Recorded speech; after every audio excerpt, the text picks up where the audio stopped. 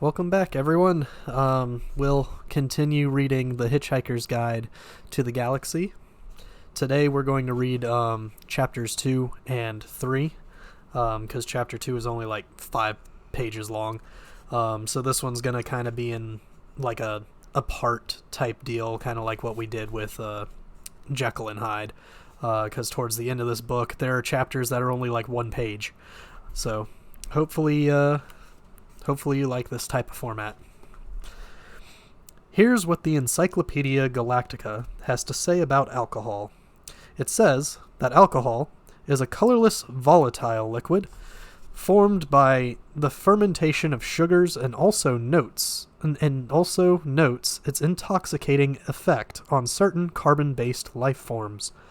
The Hitchhiker's Guide to the Galaxy also mentions alcohol. It says that the best drink in existence is the Pan-Galactic Gargle Blaster. It says that the effect of drinking a Pan-Galactic Gargle Blaster is like having your brain smashed out by a slice of lemon wrapped round a large gold brick. The guide also tells you on which planets the best Pan-Galactic Gargle Blasters are mixed, how much you can expect to pay for one, and what voluntary organizations exist to help you rehabilitate afterward. The guide even tells you how you can mix one yourself. Take the juice from one bottle of the old jank spirit, it says. Pour into it 1 measure of water from the seas of Santragenius 5, that's Santragenian seawater, it says. Oh, those Santragenian fish. Allow 3 cubes of Arcturian megagen to melt into the mixture. It must be properly iced, or the benzene is lost. Allow 4 liters of Thalian marsh gas to bubble through it, in memory of all those happy hikers who have died of pleasure in the marshes of Thalia. Over the back of a silver spoon float a measure of coolactin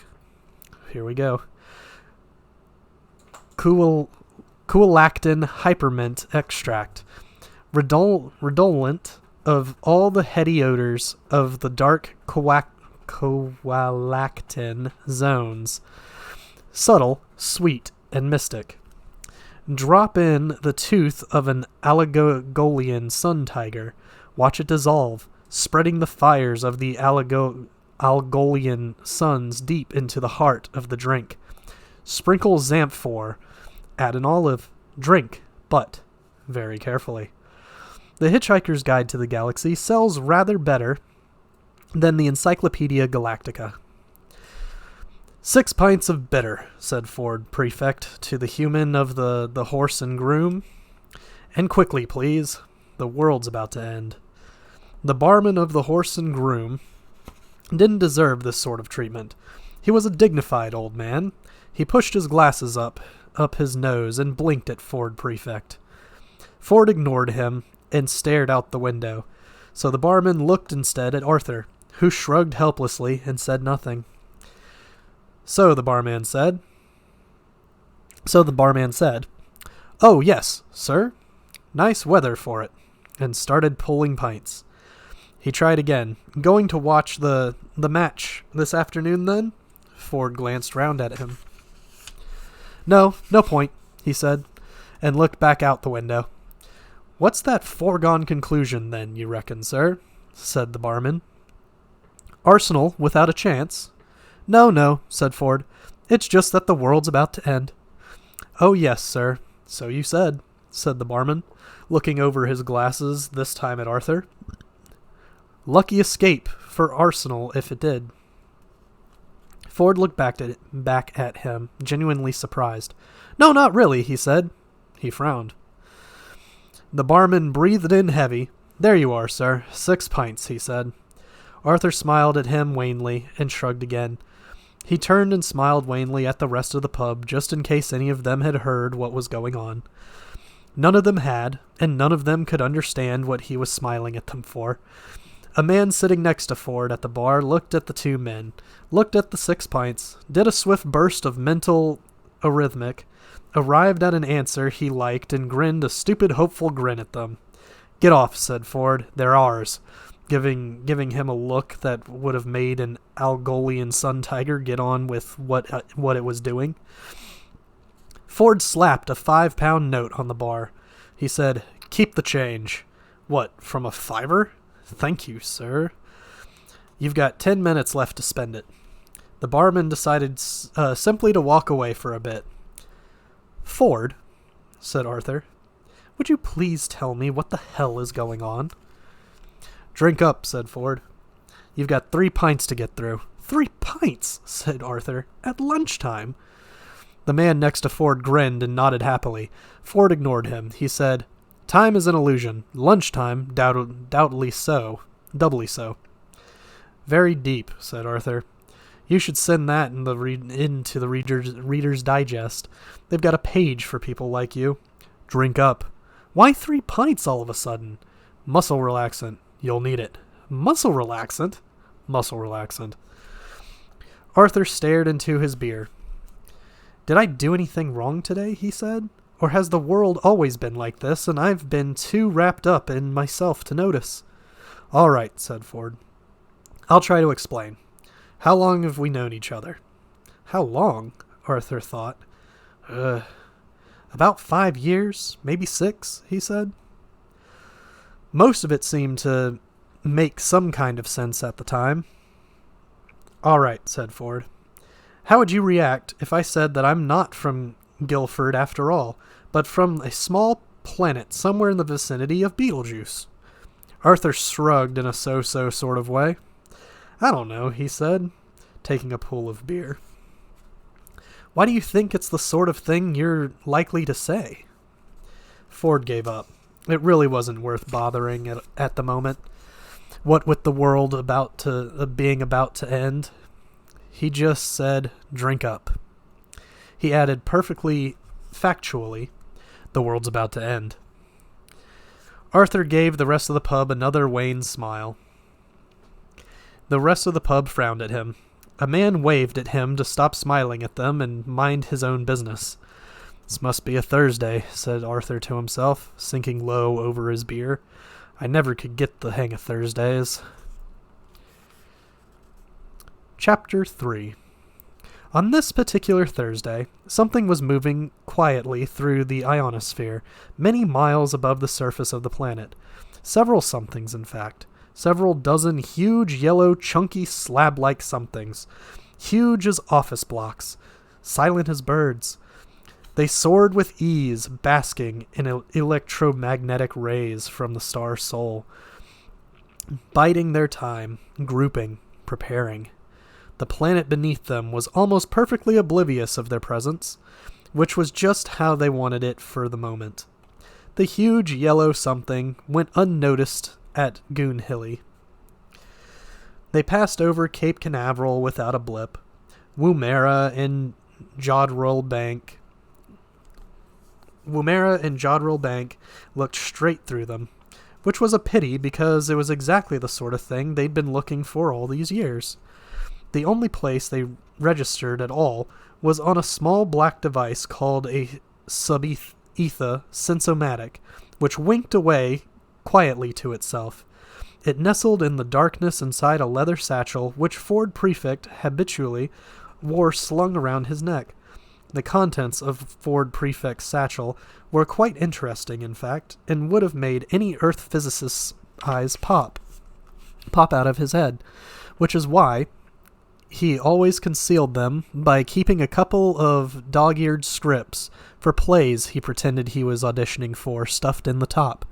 Besides the sub-etha sensomatic and the scripts he had an electronic thumb, a short, squat black rod, smooth and matte, with a couple of flat switches and dials at one end.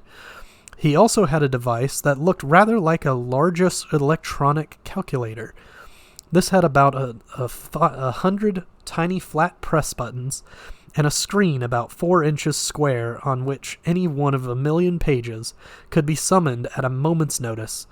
It looked insanely complicated, and this was one of the reasons why the snug plastic cover it fitted into had the words "Don't Panic" printed on it in large friendly letters. The other reason was that this device was in fact the most remarkable of all books ever to come out of the great publishing corporations of Ursa Minor, The Hitchhiker's Guide to the Galaxy. The reason why it was published in the form of a micro-sub-meson electronic component is that if it were printed in normal book form, an interstellar hitchhiker would require several inconveniently large buildings to carry it around in. We're going to move around because I can barely see what I'm reading here. Here we go. That's better. Beneath that, in Ford Prefect's satchel, were a few ballpoints, a notepad, and a large-ish bath towel from Marks and Spencer. The Hitchhiker's Guide to the Galaxy has a few things to say on the subject of towels. A towel, it says, is about the most massively useful thing an interstellar hitchhiker can have. Partly, it has great practical value. You can wrap it around you for warmth as you bound across the cold moons of Jaglin Beta. You can lie on it on the brilliant marble-sanded beaches of Santragenius 5, inhaling the heady sea vapors. You can sleep under it beneath the stars which shine so readily on the desert world of Kakrafoon. Use it to sail a mini-raft down the slow, heavy river Moth. Wet it for use in hand-to-hand combat. Wrap it round your head to ward off noxious fumes or avoid the gaze of a ravenous bug-bladder beast of trawl.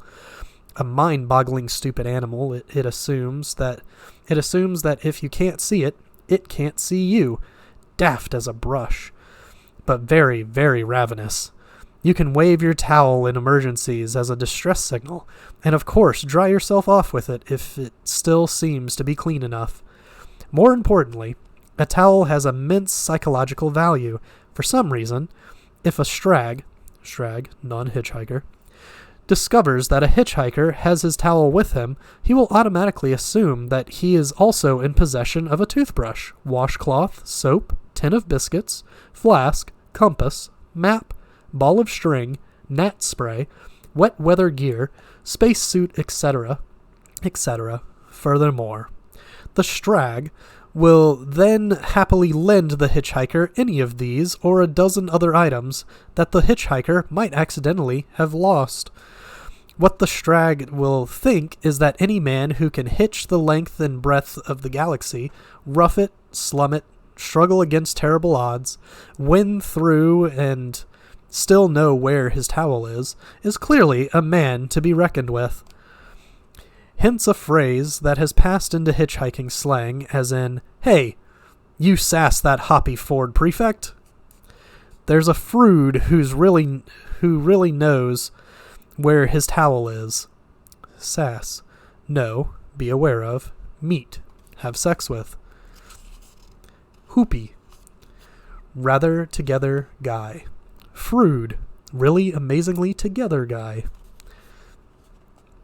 Nestling quietly on top of the towel in Ford Prefect's satchel, the Subetha Sensomatic began to wink more quickly.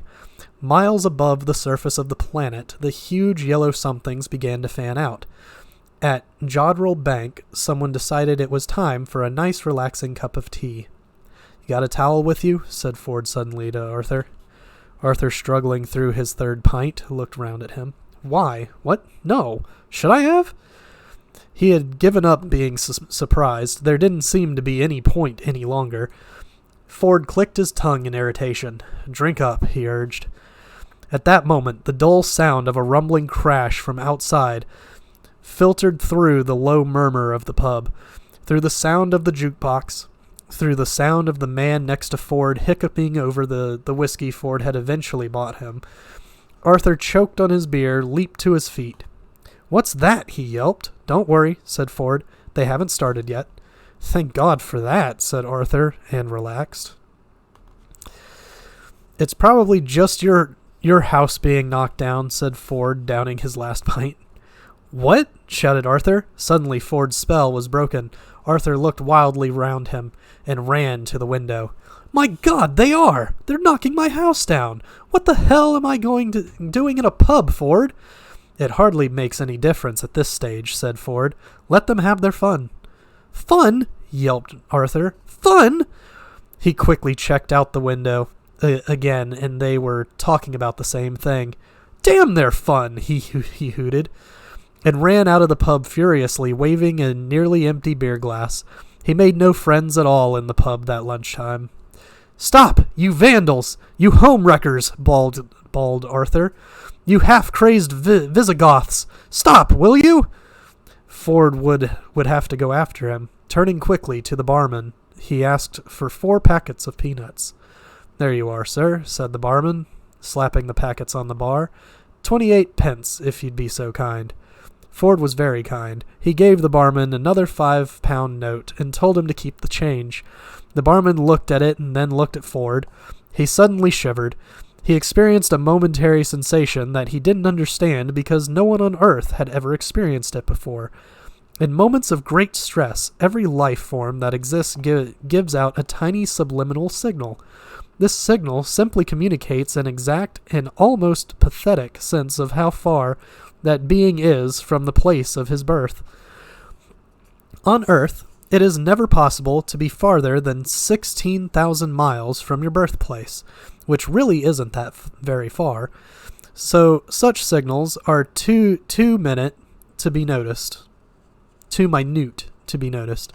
Ford Prefect was at this moment under great stress, and he was born 600 light years away in the near vicinity of Betelgeuse. The barman reeled for a moment, hit by a shocking, incomprehensible sense of distance. He didn't know what it meant, but he looked at Ford Prefect with a new sense of respect, almost awe. Are you serious, sir? He said in a small whisper, which had the effect of silencing the pub. You think the world's going to end? Yes, said Ford, but this afternoon. Ford had recovered himself. He was at his flippest. Yes, he said gaily. In less than 2 minutes, I would estimate. The barman couldn't believe this conversation he was having, but he couldn't believe the sensation he had just had either. Isn't there anything we can do about it then? He said. No, nothing, said Ford, stuffing the peanuts into his pocket. Someone in the hushed bar suddenly laughed raucously at how stupid everyone had become. The man sitting next to Ford was a bit sozzled by now. His eyes weaved their way up to Ford. I thought, he said, that if the world was going to end, we were meant to lie down or put a paper bag over our head or something. If you like, yes, said Ford. That's what they told us in the army, said the man, and his eyes began to long trek back toward his whiskey. Will that help? Asked the barman. No, said Ford, and gave him a friendly smile. Excuse me, he said. I've got to go.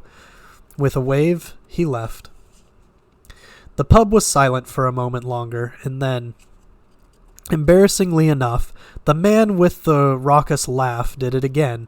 The girl he had dragged along to the pub with him had grown to loathe him dearly over the last hour, and it would probably have been a great satisfaction to her to know that in a minute and a half or so he would suddenly evaporate into a whiff of hydrogen, ozone, and carbon monoxide.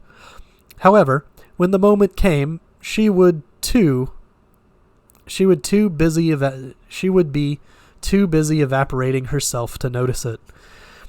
The barman cleared his throat. He heard himself say, "Last orders, please." The huge yellow machines began to sink downward and to move faster. Ford knew they were there. This wasn't the way he had wanted it. Running up the lane, Arthur had nearly reached his house.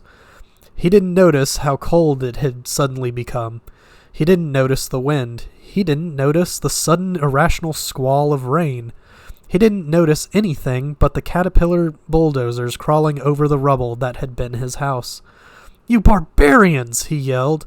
"I'll sue the council for every penny it's got. I'll have you hung, drawn and quartered and whipped and boiled until you've had enough. Ford was running after him very fast. Very, very fast. "And then I will do it again," yelled Arthur. "And when I've finished, I will take all the little bits and I will jump on them." Arthur didn't notice that the men were running from the bulldozers. He didn't notice that Mr. Prosser was staring hectically into the sky. What Mr. Prosser had noticed was that huge yellow somethings were screaming through the clouds, impossibly huge yellow somethings. "And I will carry on jumping on them," yelled Arthur, still running, "until I get blisters, or I can think of anything even more unpleasant to do. And then—" Arthur tripped and fell headlong, rolled and landed flat on his back. At last he noticed that something was going on. His finger shot upward. "What the hell is that?" he shrieked. Whatever it was raced across the sky in its monstrous yellowness, tore the sky apart with mind-boggling noise, and leaped off into the distance, leaving the gaping air to shut behind it with a bang that drove your ears 6 feet into your skull. Another one followed and did exactly the same thing, only louder. It's difficult to say exactly what the people on the surface of the planet were doing now, because they didn't really know what they were doing themselves. None of it made a lot of sense. Running into houses, running out of houses, howling noisily at the noise. All around the whole city, all around the world, city streets exploded with people, with people. Cars skidded into each other as the noise fell on them and then rolled off like a tidal wave over hills and valleys, deserts and oceans, screaming to flatten everything it hit. Only one man stood and watched the sky, stood with terrible sadness in his eyes and rubber bungs in his ears.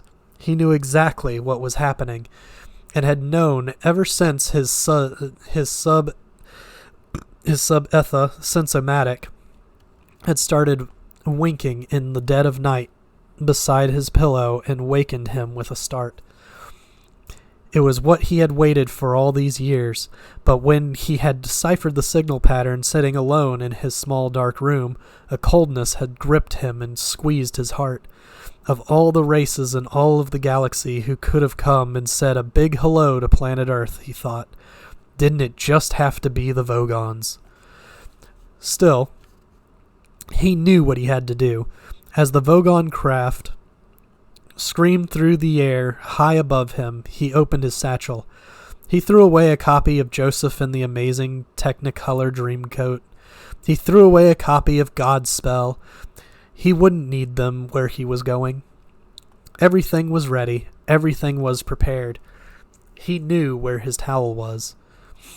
A sudden silence hit the earth. If anything, it was worse than the noise. For a while, nothing happened.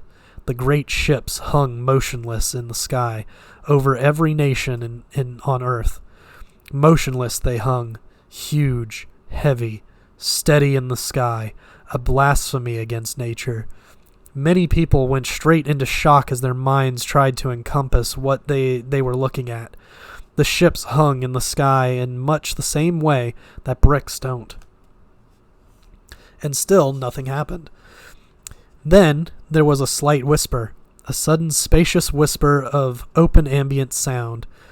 Every hi-fi set in the world, every radio, every television, every cassette recorder, every woofer, every tweeter, every mid-range driver in the world quietly turned itself on. Every tin can, every dustbin, every window, every car, every wine glass, every sheet of rusty metal became activated as an acoustically perfect sounding board. Before the earth passed away, it was going to be treated to the very ultimate in sound reproduction, the greatest public address system ever built. But there was no concert, no music, no fanfare, just a simple message. "People of Earth, your attention, please," a voice said, and it was wonderful. Wonderful, perfect, quadraphonic sound with distillation levels so low as to make a brave man weep. This is Prostatenic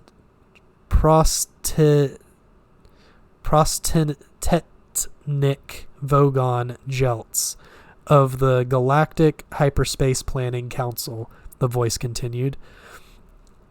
As you will no doubt be aware, the plans for development of the outlying regions of the galaxy require the building of a hyperspatial express route through your star system, and regrettably, your planet is one of those scheduled for demolition. The process will take slightly less than 2 of your Earth minutes. Thank you. The PA died away. Uncomprehending terror settled on the watching people of Earth. The terror moved slowly through the gathered crowds as if they were iron fillings on a sheet of board and a magnet was moving beneath them. Panic sprouted again, desperate, fleeing panic, but there was nowhere to flee to. Observing this, the Vogons turned on their PA again and said, "There's no point in acting all surprised about it. All the planning charts and demolition orders have been on display in your local planning department in Alpha Centauri for 50 of your Earth years. So you've had plenty of time to lodge any formal complaint, and it's far too late to start making a fuss about it now." The PA fell silent again, and its echo drifted off across the land. The huge ships turned slowly in the sky with easy power.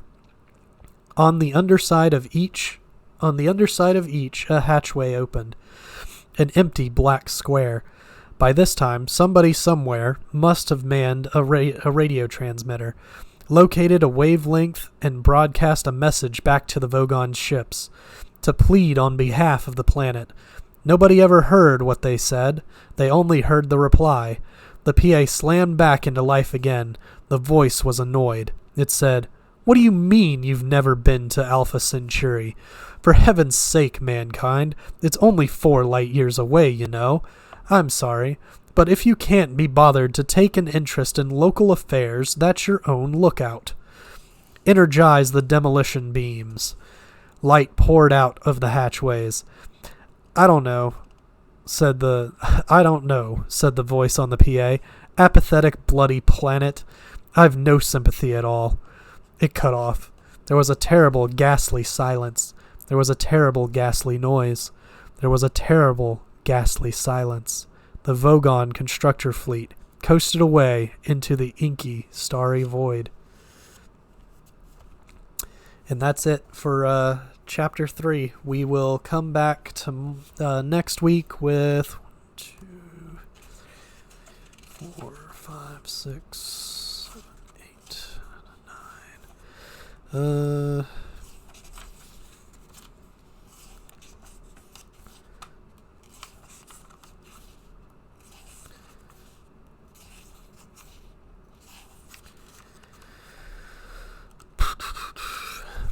We'll play it by ear for Chapter 4 because there's...